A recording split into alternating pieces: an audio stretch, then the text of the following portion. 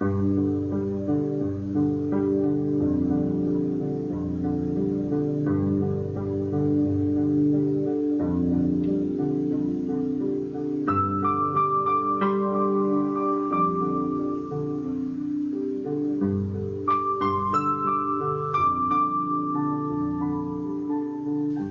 1400 numbers on the left column, do you know what those are? That's the measure of solar irradiance at the Earth. These are taken over the last few weeks. 1404.4 is the last watts per meter squared, or square meter. So every increase in irradiance of 1 watt per square meter is 255 billion total watts. For the Earth-facing disk, current irradiance at 1404 is above the average of 1362. That's 42 watts above the average. So what does that equal out to? We'll multiply 255 billion watts times 42, and it'll be 10.7 trillion watts of energy above the baseline average. That's a lot of extra energy, and of course the oceans are going to absorb it. And so we've seen huge swings in our ice caps. This gradual increase in oceanic temps we saw coming, so everybody else should have seen it coming, but they were confused by the Ice Age people. There's a battle going on. If there was record warm oceans, which there were, you would see things like record algae blooms, and there they were. Tidal pools are exceptionally susceptible to extreme ultraviolet. They're very shallow pools. They get very hot, and all the animals that live in tidal pools were stressed out the last 3 to 4 years. These are shallow water bays or tidal pool containment plateaus, and they all got baked. So enter Bardabunga, 10 kilometers wide. Okay, this caldera has started to collapse. It was already excreting, shooting sulfur dioxide in huge amounts. And we cannot also forget about the other volcanoes. Sinabung just went off again.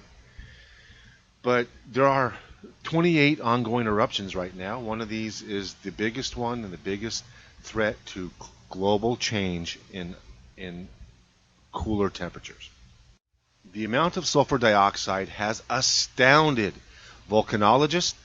Twice the volume of sulfur dioxide as put out by Europe on a daily basis. Are you kidding me?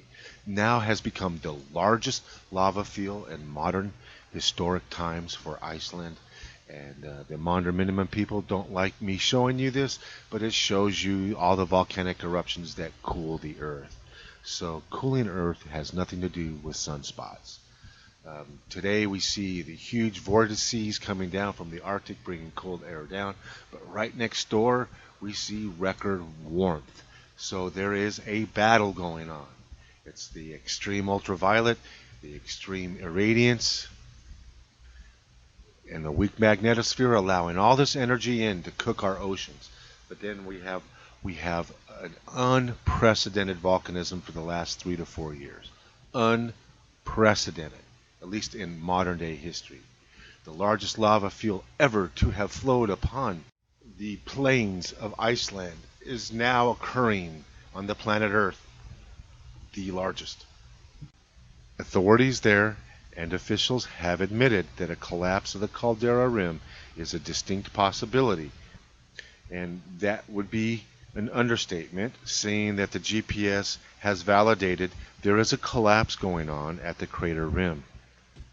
The 5.1 earthquake and the larger quakes that you've seen, the last few, have been in the crater itself, which is not the greatest of news. We're getting enough sulfur dioxide already. Twice of Europe's daily output. Twice is what's coming off of there already. So a caldera collapse would be catastrophic. it would lead to an ash eruption of a volcanic crater that is 10 kilometers wide. So Pinatubo was VEI 6. You're probably looking at a VEI 7 if this whole caldera collapses. The next week or two will be very crucial to tell, but we could be headed for a global consequence. Epic flooding from the crater, so I will keep you posted. But in conclusion, it's important that you know this bizarre cold spells that we have in certain areas are being offset with record warmth right next door. There almost seems to be no happy mediums anywhere. It's one extreme or the other. Well, that really pretty much personifies what's going on.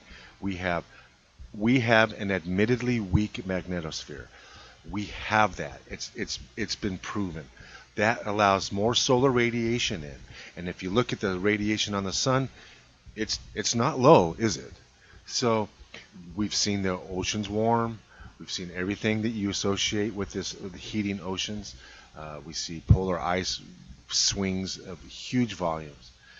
Well, then you kick in the sulfur dioxide, and that causes swings in temperature. You throw in some widespread geoengineering, and you're going to have some pretty freaky weather. The question remains is what's causing all this global volcanism? You're talking 25 eruptions in one day versus 60 a year used to be our average. So what's causing all the Earth's volcanoes to suddenly erupt? And that's the big question. But whether you have those answers or not, it does not preclude you from the responsibility of being ready and being prepared. Because the people that you trust the most are telling you that an ice age is coming. And when they use Maunder minimum, you remember they're saying there's not enough sunspots, so we're going to freeze. That's what they're saying. You all be sure to remind these guys of the record volcanism on Earth. Ask them about Ice Age then.